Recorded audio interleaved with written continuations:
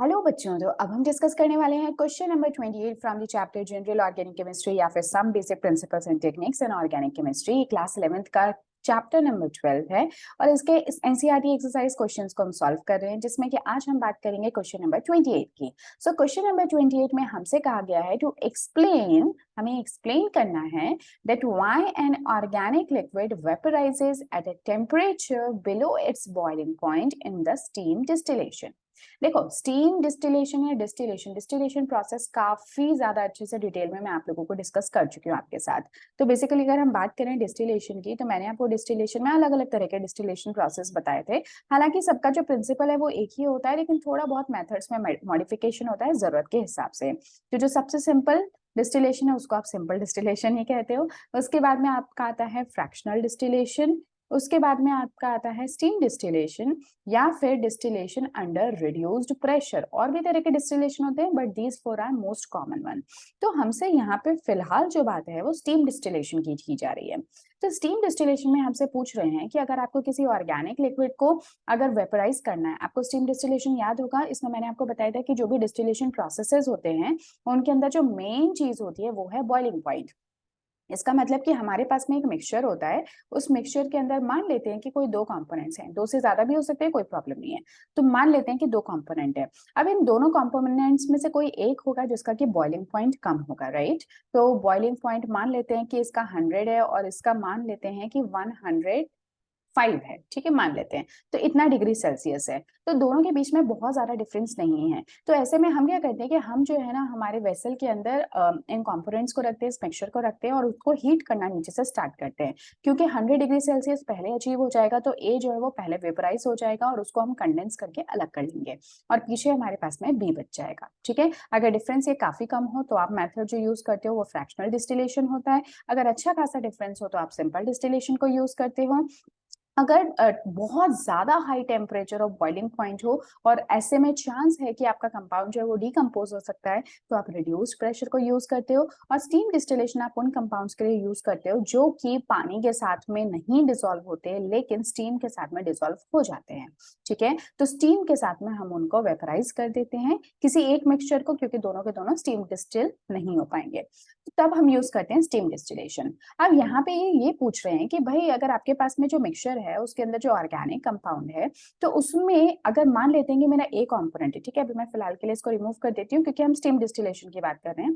तो हम मान लेते हैं कि हमारे इनमें ए और बी में से एक ऐसा कंपाउंड है जो कि स्टीम डिस्टिल हो जाता है, ठीक है। इसका मतलब कि ये स्टीम के साथ में बाहर अलग हो जाता है। मैं आपको एक डायग्राम शो करती हूँ, आई थिंक उसके साथ और ज्यादा आसान हो जाएगा समझाना, ठीक है। यहाँ पे आप ये देख पा रहे हो, तो ये एक हमारा वेसल है जो कि क्या कर सकता है, स्टीम स्टीम जनरेट कर सकता है। एक सेकेंड, ये देख रहे हो आप, ये क्या कर सकता है, इसको हम कहते हैं स्टीम जनरेटर, ठीक है। यहाँ से आप क्या कर रहे हो, स्टीम को जनरेट कर रहे हो।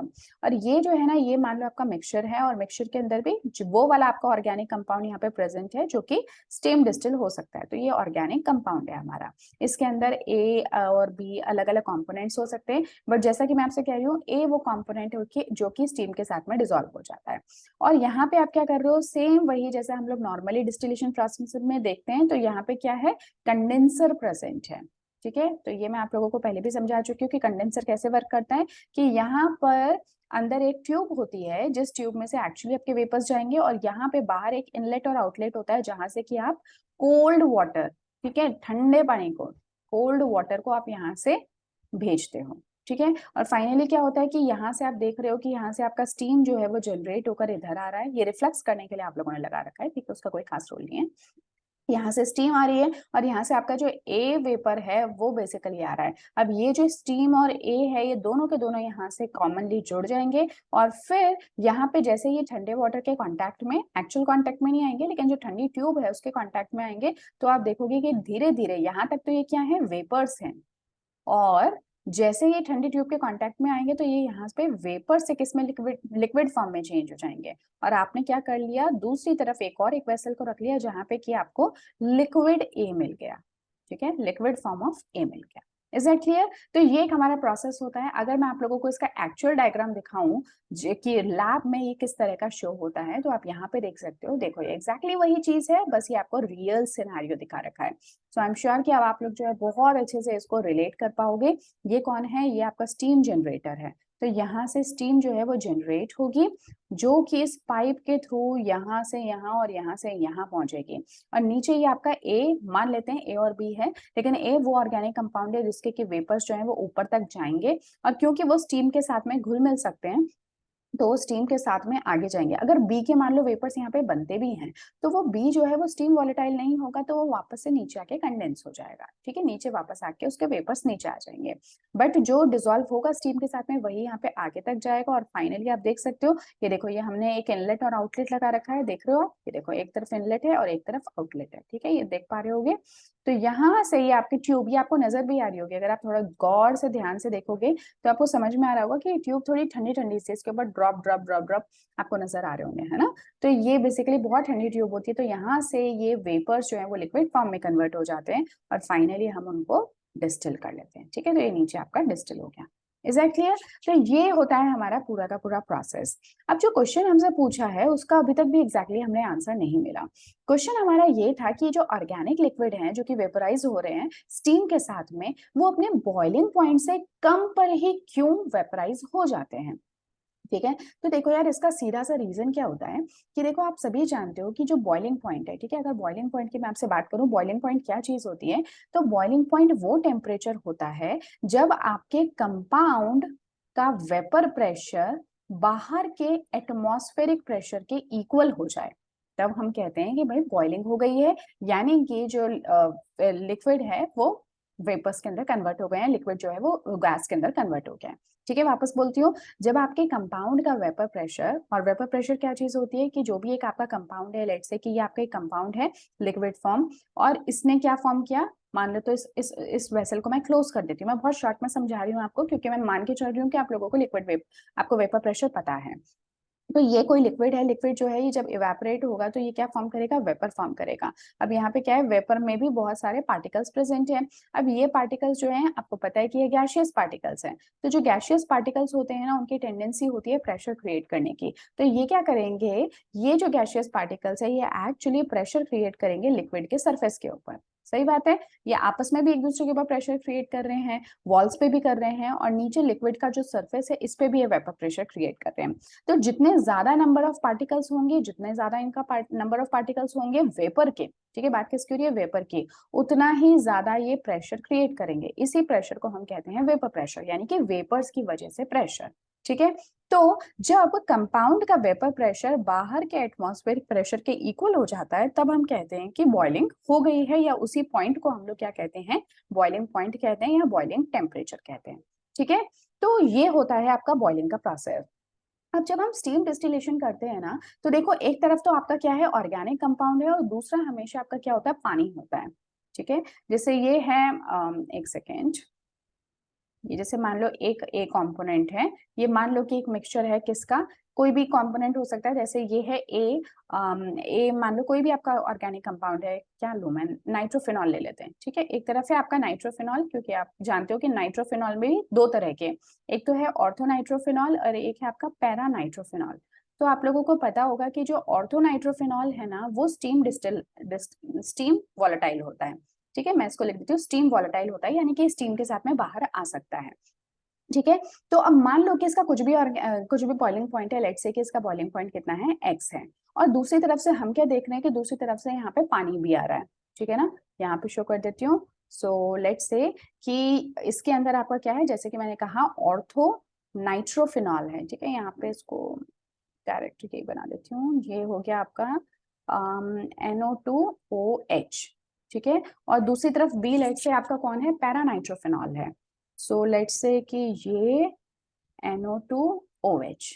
ठीक है, तो ये दोनों कंपाउंड्स हैं। तो जैसे कि मैंने कहा, ये क्या है? ये स्टीम वॉलेटाइल है, जबकि ये स्टीम वॉलेटाइल नहीं होता। तो जो ये आपका ऑर्थो नाइट्रोफिनॉल है, ये वाली जो फॉर्म है ऑर्थो फॉर्म, और ये वाली है पैरा फॉर्म। तो जो ऑर्थो फॉर्म है ना, जैसे इसका मान लो कुछ बॉइलिंग पॉइंट है, कुछ एक्स है, मेरे को श्योर नहीं हूं मैं कितना इसका बॉइलिंग पॉइंट होता है, तो मान लेते हैं कि x है, ठीक है। अब यहाँ से जो स्टीम है वो भी बनकर आ रहा है। तो एक्चुअली क्या होता है कि जो आपके ऑर्गेनिक कंपाउंड्स है ना, इनका बॉइलिंग पॉइंट काफी हाई होता है। कितना है एग्जैक्टली, जैसे कि मैंने कहा मुझे अच्छे से ध्यान नहीं है, आप लोग इसको चेक कर सकते हो, गूगल पे इजीली मिल जाएगा। पर जो भी कुछ है, इसका जो एक्चुअल बॉइलिंग पॉइंट है वो स्टीम के कंपैरिजन में काफी काफी ज्यादा होगा। वाटर के कंपैरिजन में जो इसका बॉइलिंग पॉइंट है वो बहुत अरे यार उल्टा बना दिया मैंने, ठीक है। तो स्टीम के हिसाब से जो ये आपका ऑर्गेनिक कंपाउंड है, इसका बॉइलिंग पॉइंट काफी काफी ज्यादा होगा।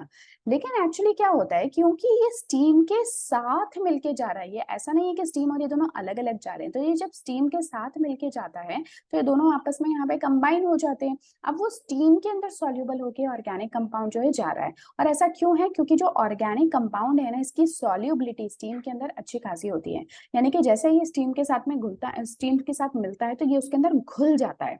अब क्योंकि जो स्टीम है वो तो वेपर की फॉर्म में बाहर निकल रहा है, तो ये जो ऑर्गेनिक कंपाउंड है ये अपने बॉइलिंग पॉइंट पे रीच नहीं किया है, बट क्योंकि ये स्टीम के अंदर सॉल्युबल है तो इसलिए ये भी यहाँ पे वेपराइज हो जाता है। अभी बात समझ में? तो ये जो वेपर प्रेशर है या फिर ये जो बॉइलिंग पॉइंट है, ये इसके एक्चुअल बॉइलिंग पॉइंट से अभी काफी कम है, ठीक है। और यही रीजन होता है कि क्यों ये अपने बॉइलिंग पॉइंट पे ना बॉइल होके, जो कि नॉर्मली आप डिस्टिलेशन में देखते हो कि कोई भी कंपाउंड अपने बॉइलिंग पॉइंट पे ही बॉइल होता है, यहाँ पे एक्चुअली बॉइलिंग पॉइंट तक अचीव ही नहीं हो पाया। लेकिन बिकॉज ऑफ रीजन, यहाँ पे बॉइलिंग पॉइंट जो है वो रीजन नहीं है कंडेंस हो पाने का अलग दूसरी पोजिशन पे, यहाँ पे जो रीजन है वो है सॉल्युबिलिटी। तो सॉल्युबिलिटी हमारे कंपाउंड की स्टीम के अंदर ज्यादा होती है, इस वजह से बिना बॉइलिंग पॉइंट के अचीव किए ही ये स्टीम के साथ में घुल मिल जाता है, और स्टीम के साथ घुलने मिलने की वजह से यहाँ पे ये हमें दूसरी पोजीशन पे या दूसरी जगह पे दूसरे एक बीकर के अंदर हम इसको आइसोलेट कर पाते हैं, ठीक है। सो अगेन मैं से कह रही हूँ कि यहाँ पे रीजन है सॉल्युबिलिटी, ना कि boiling point. So I guess कि आप लोगों को बहुत क्लियरली समझ में आ गया होगा। अब आप देख सकते हो कि मैंने काफी ज्यादा टाइम दिया है इस क्वेश्चन को, तो इसका ये मतलब नहीं है कि क्वेश्चन वाकई इतना लेंथी था। अगर आप कई सारे किताबों के अंदर देखोगे तो सिर्फ एक लाइन में इन्होंने इस चीज को समझा दिया होगा। लेकिन मुझे ऐसा लगा, क्योंकि मैंने ऑलरेडी भी कई बार सुना है बच्चों से कि बच्चे जो है ना वो डिफ्रेंशिएट नहीं कर पाते सिंपल फ्रैक्शनल स्टीम और रिड्यूस्ड प्रेशर के बीच में। तो मैंने अभी फिलहाल कोशिश की कि स्टीम डिस्टिलेशन जितना हो सके बेहतर तरीके से आप लोगों को समझाऊं। पर स्टिल अगर किसी भी तरह का कोई डाउट है आपके दिमाग में या आपको और एग्जाम्पल्स चाहिए, तो आप मेरे को एक बार कमेंट सेक्शन में बता देना, तो मैं आपके लिए इसके ऊपर एक और डिटेल्ड वीडियो बना दूंगी, ठीक है। बट ऑलरेडी ये काफी डिटेल में है, तो अगर 2-3 बार सुनोगे तो समझ जाओगे, ठीक है। तो ये स्टीम डिस्टिलेशन प्रोसेस है, यहाँ से एक बार फटाफट से बता देती हूँ। तो यहाँ पे क्या होता है कि यहाँ पे consisting of organic compound, organic liquid है और वाटर है जो कि बॉयल होते हैं, और इनका जो सम ऑफ वेपर प्रेशर है जो कि कितना है, टोटल प्रेशर। अब टोटल प्रेशर कौन सा कहलाएगा आपका, कि आपके स्टीम की वजह से कितना प्रेशर है, क्योंकि अभी मैंने आपसे कहा कि जो दोनों तरफ वेपर प्रेशर और एटमॉस्फेरिक प्रेशर है वो इक्वल होना चाहिए। तो ये जो इन्होंने स्मॉल पी शो कर रखा है ना, ये तो क्या है, एटमॉस्फेरिक प्रेशर है। और P1 और P2 कौन है, ये P1 जो है ये आपकी स्टीम की वजह से जो प्रेशर होता है, प्लस जो आपके ऑर्गेनिक कंपाउंड की वजह से जो प्रेशर होता है। तो यहाँ पे बॉइलिंग पॉइंट की फिलहाल कोई बात नहीं हो रही है। सो P1 प्लस P2 इन दोनों की वजह से जो भी वेपर प्रेशर क्रिएट होगा वही तो P के इक्वल होता है। बट यहाँ पे बिकॉज ऑफ बेटर सॉल्युबिलिटी जो आपका वेपर प्रेशर ऑर्गेनिक कंपाउंड का है वो भी अच्छा खासा हो जाता है स्टीम की प्रेजेंस में, ठीक है। So since P1 is lower than P, the organic liquid vaporizes at the lower temperature than its boiling point, ठीक है। आ गई बात समझ में? तो ये हो गया आपका question number 28, and I guess कि आपको ये क्वेश्चन समझ में आया होगा। एंड अगर आपको चीजें समझ में आ रही हैं, सिंपल लग रही हैं, थोड़ी डिटेल जरूर होती हैं कई बार, मुझे पता है थोड़ा लंबा खिंच जाता है, बट स्टिल मेरा जो पर्पस होता है वो ये कि जो भी मैं आपको सिखा रही हूँ आप उसको एक्चुअली यहाँ से सीख कर जाओ। ऐसा नहीं है कि आपने बस वीडियो को देखा और आपको लगे कि अरे ये तो ठीक है, ये एक वीडियो देख लिया पर एक और देख लेते हैं, तो इस तरह की नौबत ही ना है, इसकी मैं कोशिश करती हूँ। चलिए अब मिलेंगे हम लोग नेक्स्ट क्लास में क्वेश्चन नंबर 29 के साथ में। Till then take care and good bye.